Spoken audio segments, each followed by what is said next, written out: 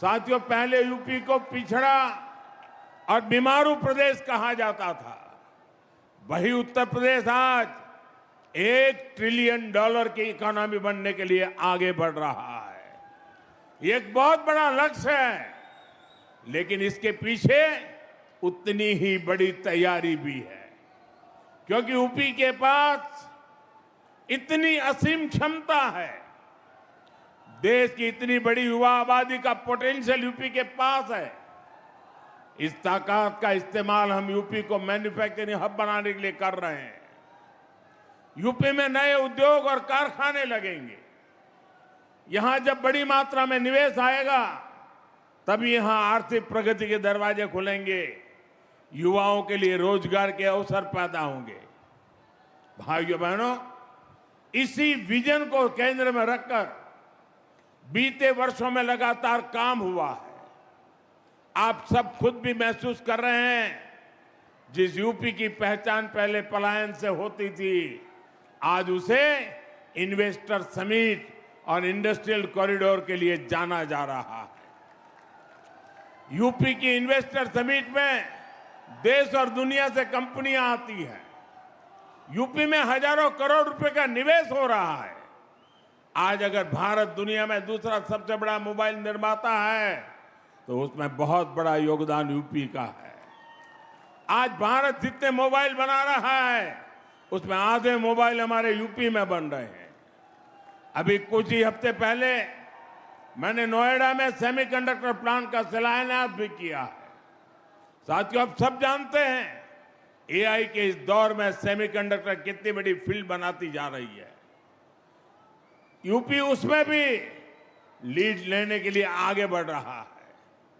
भविष्य में असीम अवसरों वाला बहुत बड़ा क्षेत्र यूपी के लोगों के लिए खुल रहा है।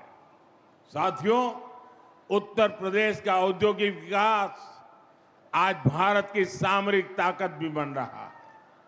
आज देश के 2 डिफेंस कॉरिडोर में से एक यूपी में है।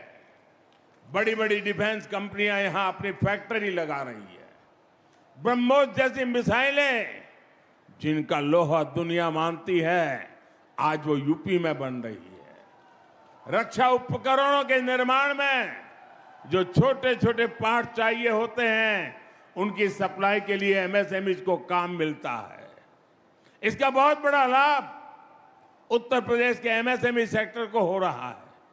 छोटे छोटे जिलों में भी अब युवा बड़े बड़े उद्योगों से जुड़ने का सपना देख सकते हैं।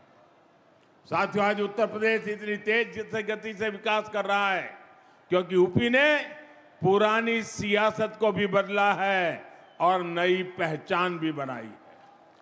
आप याद करिए, एक समय यूपी की पहचान गड्ढों से होती थी। आज वही यूपी देश में सबसे ज्यादा एक्सप्रेस वेज वाला प्रदेश बन चुका है। पहले यहां पड़ोस के जिले तक जाना भी बड़ा मुश्किल होता था, लेकिन आज उत्तर प्रदेश में 21 एयरपोर्ट है, 5 इंटरनेशनल एयरपोर्ट है। अब तो नोएडा इंटरनेशनल एयरपोर्ट का उद्घाटन भी हो चुका है। गंगा एक्सप्रेस वे से नोएडा इंटरनेशनल एयरपोर्ट कुछ ही घंटों की दूरी पर है।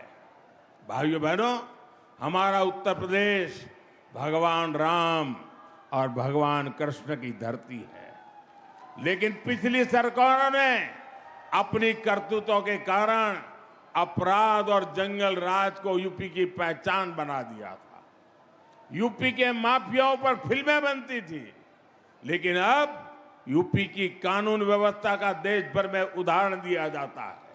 भाइयों बहनों, संसाधनों का बंदरबाट करने वाले जिन सिपाहियों के हाथ से सत्ता गई है, उन्हें यूपी की ये प्रगति पसंद नहीं आ रही है। वो एक बार फिर यूपी को पुराने दौर में धकेलना चाहते हैं। वो एक बार फिर समाज को बांटना और तोड़ना चाहते हैं। साथियों, समाजवादी पार्टी विकास विरोधी भी है और नारी विरोधी भी है। अभी बीते दिनों देश ने एक बार फिर सपा और कांग्रेस जैसी पार्टियों का असली चेहरा देखा है। केंद्र की एनडीए सरकार संसद में नारी शक्ति वंदन संशोधन लेकर आई थी। अगर ये संशोधन पास हो जाता तो साल 2029 के चुनाव से ही महिलाओं को विधानसभा और लोकसभा में आरक्षण मिलता। बड़ी संख्या में हमारी माताएं बहनें सांसद विधायक बनकर दिल्ली लखनऊ पहुंचती, वो भी किसी और वर्ग की सीटें कम हुए बिना।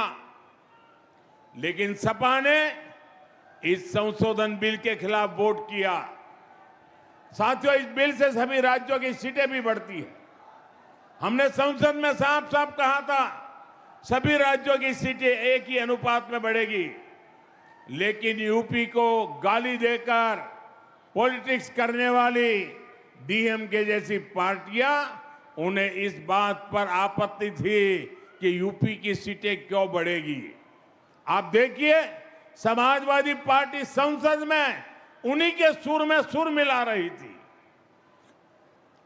ये सपा वाले यहां से आपके वोट लेकर संसद जाते हैं और संसद में यूपी के लोगों को गाली देने वालों के साथ खड़े हो जाते हैं। इसलिए यूपी के लोग कहते हैं समाजवादी पार्टी कभी सुधर नहीं सकती है। ये लोग हमेशा महिला विरोधी राजनीति ही करेंगे, ये हमेशा तुष्टिकरण और अपराधियों के साथ खड़े रहेंगे। सपा कभी भी परिवारवाद और जातिवाद से ऊपर उठ नहीं सकती। ये लोग हमेशा विकास विरोधी राजनीति करेंगे।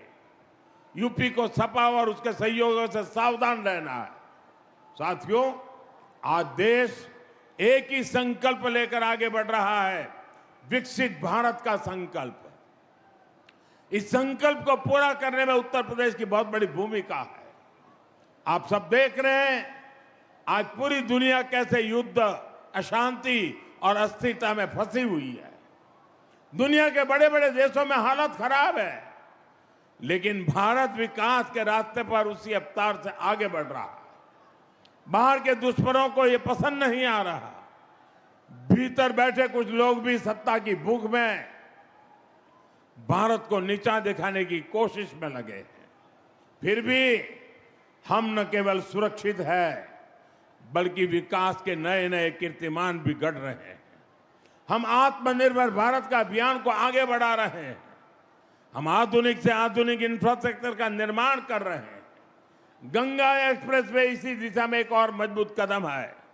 मुझे विश्वास है गंगा एक्सप्रेसवे जिन संभावनाओं को हमारे दरवाजे तक लेकर आएगा, यूपी के लोग अपने परिश्रम और अपनी प्रतिभा से उन्हें साकार करके रहेंगे।